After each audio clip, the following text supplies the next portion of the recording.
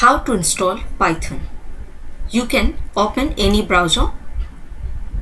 Now I am using Chrome browser.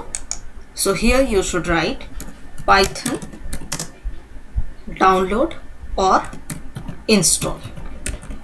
Any one word you can write it.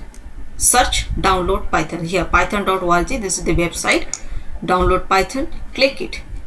First, this is the latest version 3.12.3.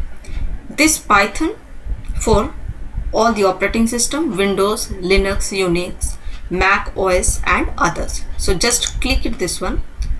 It started to download here. See. Now open it.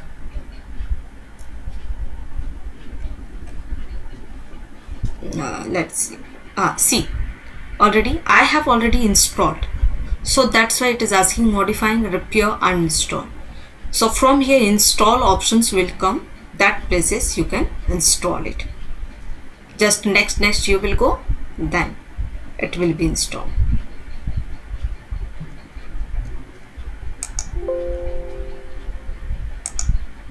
Okay.